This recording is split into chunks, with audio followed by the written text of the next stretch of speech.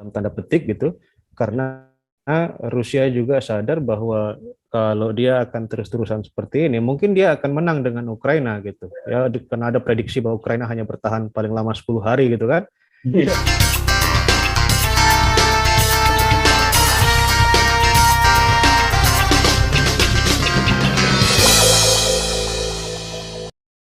Bismillahirrahmanirrahim. Assalamualaikum warahmatullahi wabarakatuh. Assalamualaikum Pak Arif. Waalaikumsalam. Waalaikumsalam warahmatullahi wabarakatuh. Ya, saya bersama Pak Arif ini, Pak Arif Wicaksono, seorang pengamat hubungan internasional. Kebetulan saat ini saudara-saudara kita di Ukraina dan Rusia itu sedang terjadi peperangan di sana. Situasinya konfliknya sudah beberapa hari, kurang lebih 5 hari terakhir ini perang yang terjadi di sana. Mungkin kami ingin mengetahui dari sisi pengamat hubungan internasional, Pak Arif, kira-kira kenapa bisa terjadi konflik di Rusia dengan Ukraina ini? Ya, baik. Terima kasih atas kesempatan yang diberikan. Jadi, selamat siang. Assalamualaikum warahmatullahi wabarakatuh. Salam sejahtera untuk kita semua. Warahmatullahi wabarakatuh. Ayo. Jadi kalau kita bertanya tentang apa sih sesungguhnya akar masalah yang terjadi antara Rusia dan Ukraina ini, itu sebetulnya dari tahun 90-an ketika Uni Soviet membubarkan diri ya. Ketika Uni Soviet membubarkan diri, di situ mulainya. Bahkan sebelum Uni Soviet bubar, gelombang demokratisasi di Eropa Timur itu dianggap sebagai penyebab.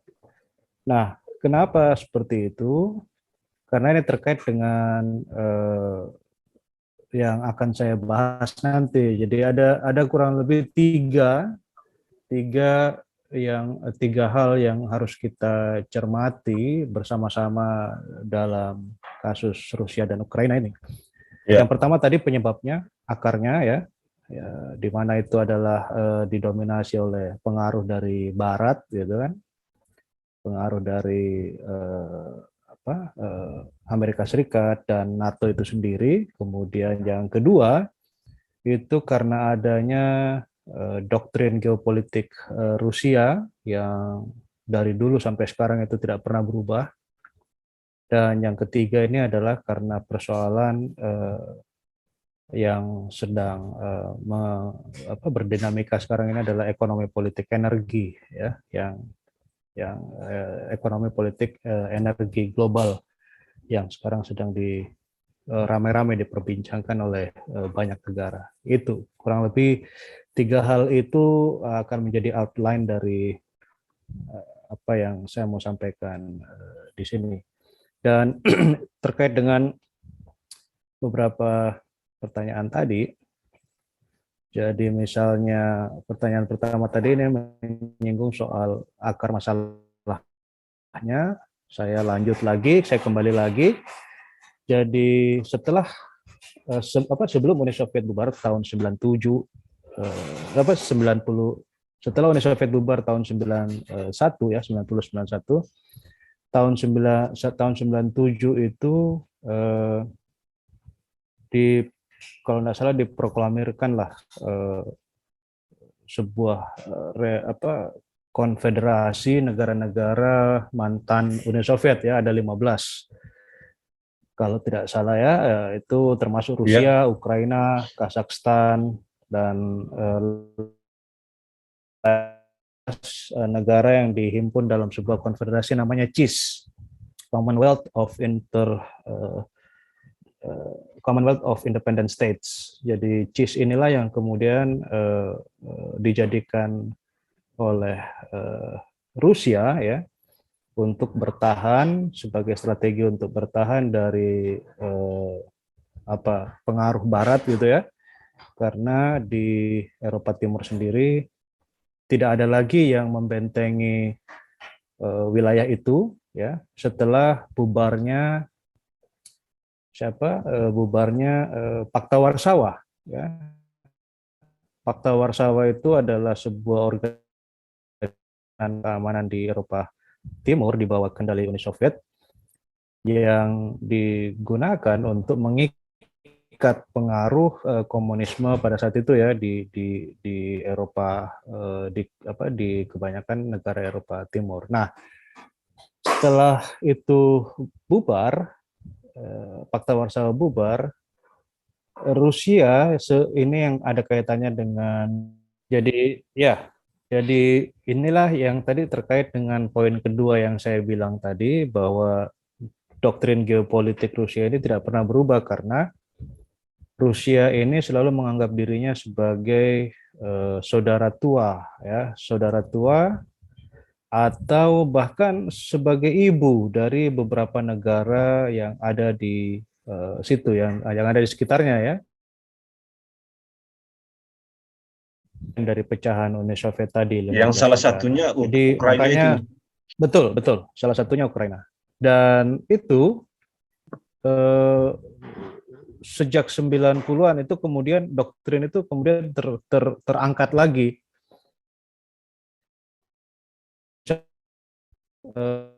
Doktrin itu terangkat lagi dan Rusia mempergunakan itu untuk tetap memelihara pengaruh kekuasaannya itu terhadap negara-negara yang dulu sempat menjadi bagian dari Uni Soviet ya.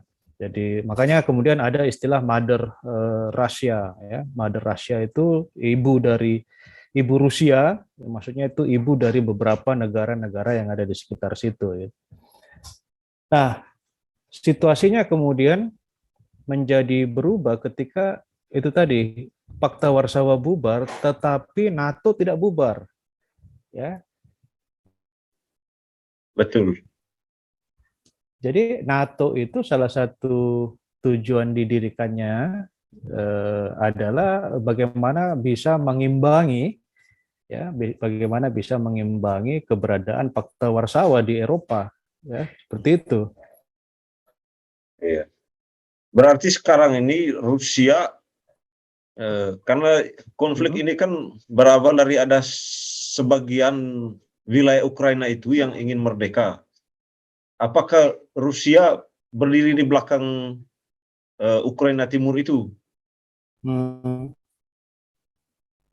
Iya, ya, jadi situasi globalnya tadi yang saya ceritakan ya, kemudian ini bercampur dengan setting lokal atau setting nasional yang terjadi di sekitar situ ya, di Rusia itu.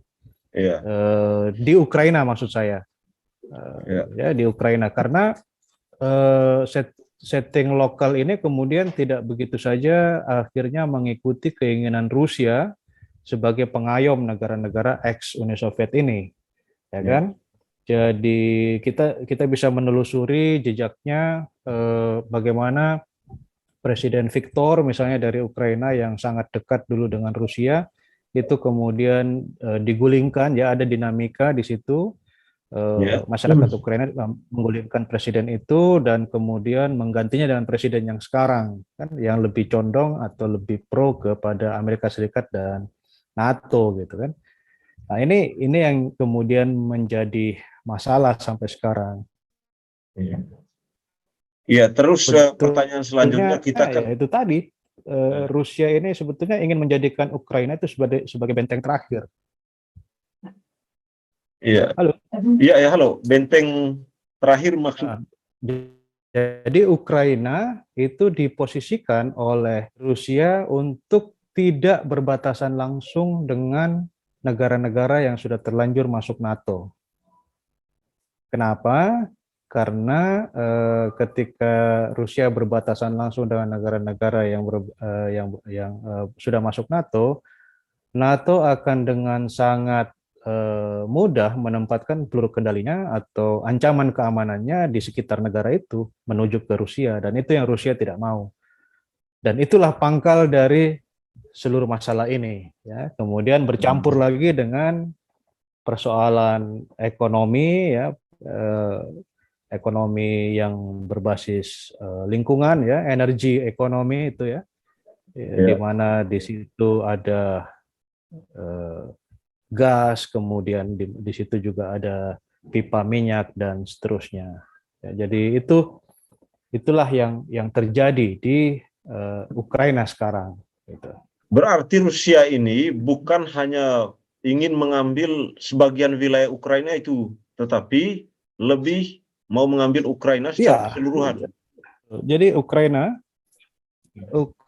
itu tidak dianggap sebagai separuh-separuh oleh Rusia, tapi dianggap sebagai keseluruhan. Jadi kalau Rusia itu bertujuan untuk mengambil Ukraina, berarti itu keseluruhan maksudnya seperti itu. Betul.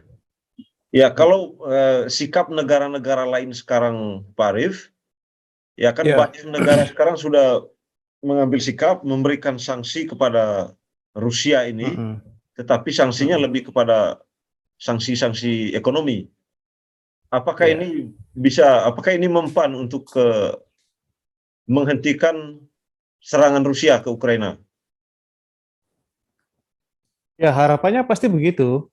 Harapan dari negara-negara pemberi sanksi ini, terutama yang dimotori oleh Amerika Serikat, itu adalah bagaimana caranya supaya Rusia bisa terbatas, ya, bisa eh, terbatasi oleh sanksi itu, sehingga kemudian kan perang itu membutuhkan anggaran yang besar, ya, perang itu Ya, membutuhkan juga uang yang banyak, sehingga kalau beberapa komoditas ekonominya Rusia itu diembargo, otomatis pemasukannya Rusia pasti akan itu juga gitu kan, akan ter akan ter terbatasi gitu. Tapi jangan lupa bahwa Rusia juga memegang kunci-kunci dari eh, apalagi namanya penghasilan negara-negara Barat yang dimotori oleh Amerika gitu kan. Beberapa jalur suplai gas dan minyak bumi di Eropa itu berasal dan dikuasai oleh Rusia gitu. Sekarang kan berusaha mau direbut oleh Jerman gitu, tapi itu tetap dimiliki oleh Rusia gitu. ya, apalagi sekarang kan Jadi, lagi musim AA, musim dingin, begitu. Rusia sebagai produsen batu bara juga, sebagai sumber iya energi betul, untuk musim sekarang ini. Ya, iya sehingga betul, banyak yang menilai bahwa sanksi ekonomi terhadap Rusia ini itu tidak akan berpengaruh untuk Rusia karena dia iya diuntungkan dengan kondisi sekarang, musim sekarang ini. iya betul. Jadi situasinya seperti itu, bahwa Rusia diembargo oleh beberapa negara, iya oke gitu kan. Tapi yang paling utama sebetulnya adalah posisi tawar-menawar atau bargaining power position dari negara-negara ini kan lebih besar ke Rusia sebetulnya. Rusia lebih banyak memegang kunci dari ketergantungan suplai atau pasokan energi terhadap negara-negara Eropa pada umumnya gitu. Jadi inilah yang kemudian menarik, ya, bagaimana kemudian NATO misalnya dengan Eropa membagi diri atau bisa bernegosiasi dengan Rusia, ya. Ya, Sekaligus Rusia bagaimana caranya supaya tidak menyerang Ukraina seperti itu.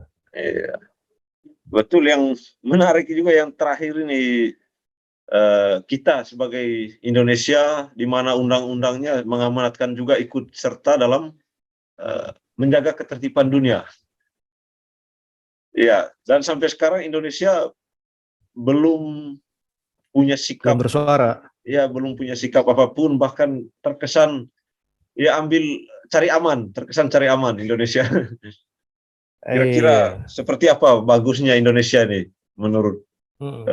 Pak Arief? Iya. Jadi sebetulnya jalan keluar yang bisa ditawarkan oleh Indonesia itu harus ya.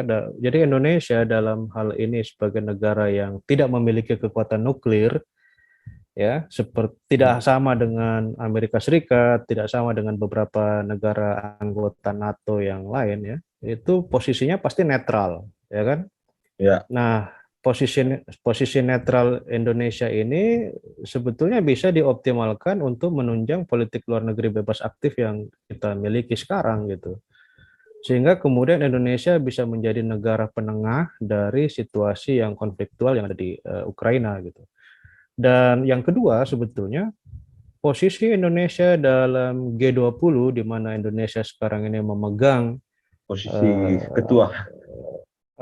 ketua presidensi G20 ya, itu memungkinkan sekali untuk Indonesia melakukan komunikasi politik dengan negara-negara anggota G20 yang notabene juga adalah anggota NATO gitu kan.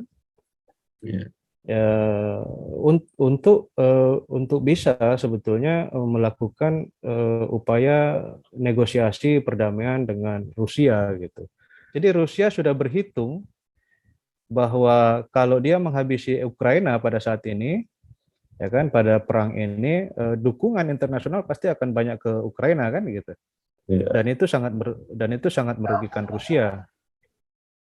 Makanya betul. Rusia tidak akan pasti tidak akan menghabisi Rusia Ukraina pada saat ini juga, tapi dia menunggu bagaimana negara-negara anggota NATO ini membuka diri untuk berdialog bersama Rusia. Karena itulah yang sebetulnya diinginkan Rusia.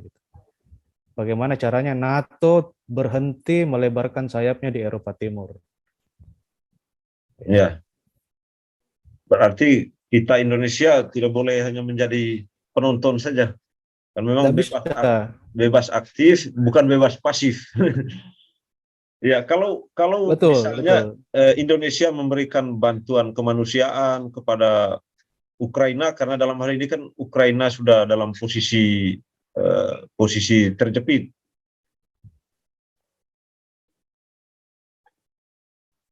Nah, itu di situ posisi dilematisnya. Posisi dilematisnya di situ, makanya secara strategis Indonesia harus memilih menjadi netral atau membantu Ukraina gitu. Iya, Tapi saya secara kemanusiaan iya, ini. saya sangat jadi saya justru percaya sama yang namanya teori rasional aktor itu ya. Jadi sebuah negara pasti akan berpikir rasional tentang situasi yang dilematis kayak begini. Yang mana Ya, yang lebih menguntungkan gitu kan? ya, Pilihan rasionalnya apakah mendukung Ukraina atau netral sambil netral sambil mengupayakan perdamaian yang lebih luas gitu. ya. Mm-mm. Berarti Indonesia tidak perlu sampai mengirimkan apa Ya, betul. alutsista atau ini.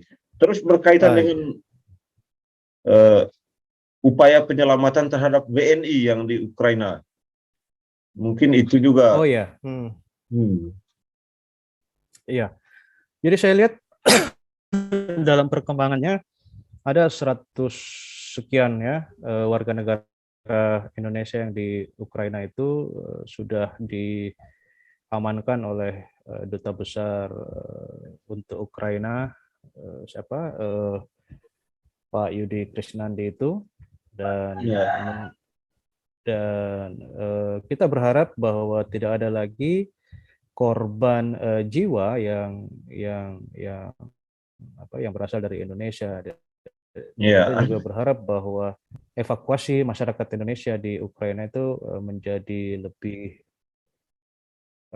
aman gitu, membuat sana keadaan menjadi lebih aman. ya. Halo. Mungkin yang terakhir Pak Arif, ini ada tambahan sedikit pertanyaan. Ya, kira-kira apa yang Ya, ya. menyebabkan nanti Rusia berhenti menyerang, atau Rusia dengan Ukraina ini berhenti berperang itu? Kira-kira hal apa nanti yang bisa Ya, menyebabkan itu? karena masalah Ukraina ini adalah masalah hidup dan matinya Soviet secara geopolitik, ya kan? Maka bukan Soviet ya, Rusia ya maksud saya. Ya, Eh, maka Rusia akan terus melakukan tekanan-tekanan kepada internasional supaya keinginannya itu bisa dimaklumi, bahwa oke, negara lain boleh kau ambil, ya kan, boleh masuk NATO, tapi jangan Ukraina, gitu.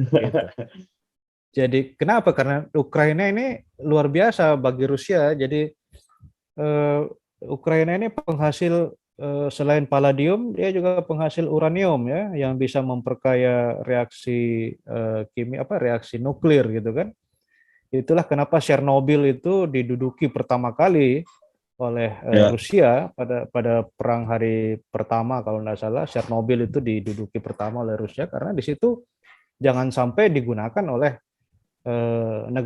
negara lain yang pro ke NATO gitu untuk memperkaya reaksi kimia untuk membuat nuklir gitu kan. Jadi memang secara strategis memang Chernobyl harus diamankan dulu oleh Rusia, dan supaya Rusia bisa berhenti untuk itu ya negara Barat beserta NATO harus bisa membuka ruang untuk komunikasi gitu kan dengan Rusia. Karena Rusia keinginannya sebetulnya sederhana aja, itu aja dia. Negara lain bolehlah kau ambil gitu, tapi jangan Ukraina. Gitu. berarti nanti ini ada kemungkinan bisa terjadi perang dunia ketiga lagi setelah ini. Jadi perang dunia ini kan sebetulnya bukan lagi perang ekonomi, itu sebetulnya sudah perang dunia tuh, di mana Indonesia paling kena imbasnya ya. Jadi kalau misalnya yang dimaksud dengan perang dunia ketiga itu adalah perang yang berhadap-hadapan, itu sangat amat tergantung dari provokasi atau yang beredar melalui sosial media dan beberapa strategi-strategi propaganda yang memang dulu akrab sekali digunakan di zaman Perang Dunia Pertama dan Perang Dunia Kedua. Gitu. Ya, baik Pak Arif. Mungkin ya, terima kasih karena sudah hadir di channel kami di Siap. TV Jalanan Indonesia.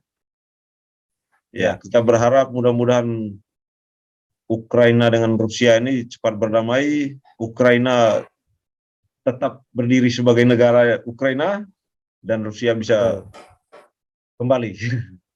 Itu yang mungkin kita harapkan. Ya. Ya. Ya, terima kasih Pak Arif. Assalamualaikum warahmatullahi wabarakatuh. Waalaikumsalam warahmatullahi wabarakatuh.